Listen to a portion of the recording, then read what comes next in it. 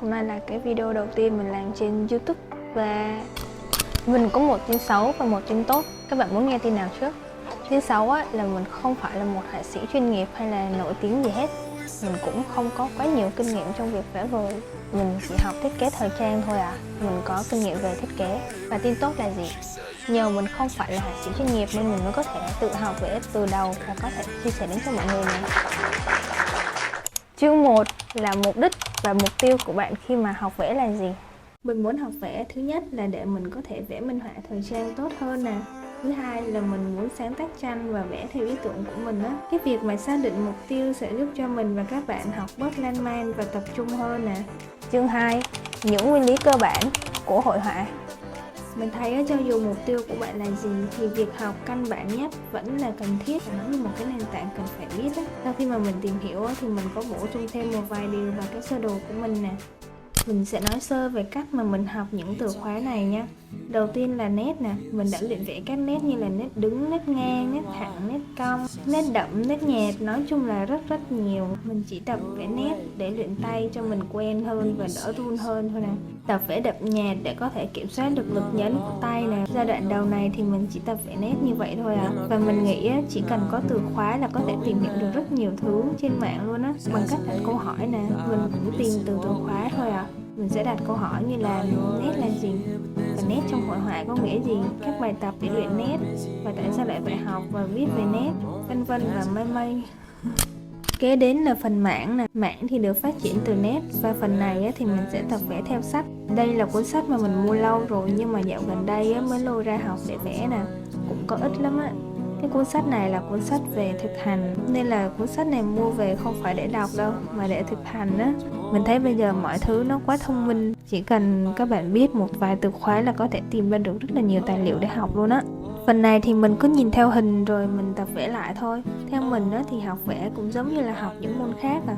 Cũng cần phải học lý thuyết nè, học thực hành, nhưng mà thực hành nhiều thì vẽ sẽ càng tiến bộ hơn.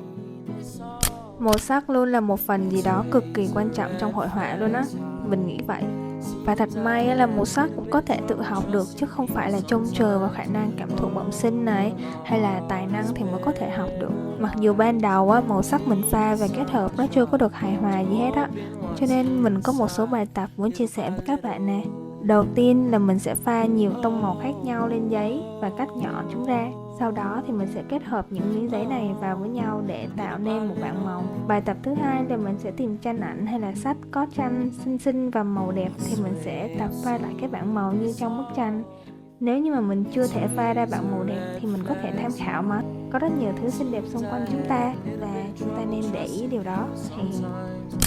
Lúc đầu mình đã nghĩ là tại sao lại phải học về sắc độ nhỉ? Cũng chỉ là độ đậm nhạt của bức tranh thôi. Nhưng thực tế thì tập vẽ rồi mới hiểu là sắc độ nó ảnh hưởng rất nhiều đến vẽ hình khối này, không gian và cả ánh sáng nữa. Nói chung là nó chi phối tất cả trên một bức tranh. Phần này thì mình sẽ tập vẽ thành từng ô với sắc độ từ nhạt đến đậm nè. Tập quan sát một vật hay là hình ảnh nào đó rồi chia ra mảng theo sắc độ sáng tối. Khi mà mình quan sát một hình nào cũng vậy, mình có thể tập vẽ ra những đường biên, chia ra mảng nào sáng, mảng nào tối và mảng nào trung gian này. Nói chung là mình chưa thể vẽ được thì mình quan sát, phân tích rồi mình vẽ lại thôi. Và để vẽ một bức tranh thì còn cần biết thêm về ánh sáng, không gian, khối và bố cục nữa nè. Mình có thể chia sẻ thêm về cách mình học những thứ này. Cách mình học những thứ này là mình sẽ lên mạng tìm tài liệu, sách và video để học lý thuyết đó. Sau đó thì mình tập quan sát mọi thứ xung quanh và liên tưởng đến những gì mình đã học. Mình cũng tập vẽ lại mỗi khi học một cái gì đó mới nè. Cuối cùng thì mình tập vẽ bức tranh hoàn chỉnh. Chúng ta có thể vừa học vừa vẽ để trở nên tốt hơn, thay vì đợi tới khi tốt rồi mới bắt đầu vẽ mà, đúng không?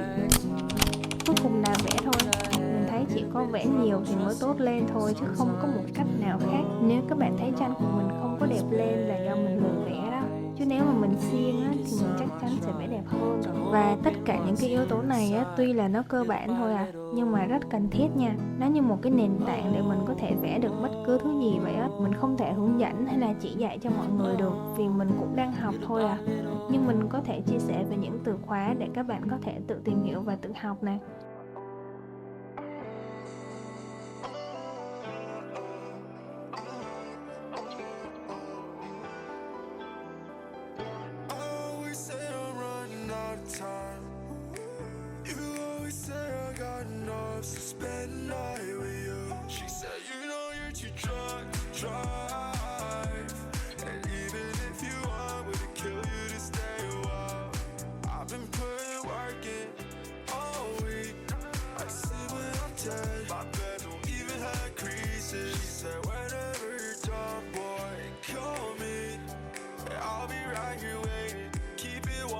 sheets.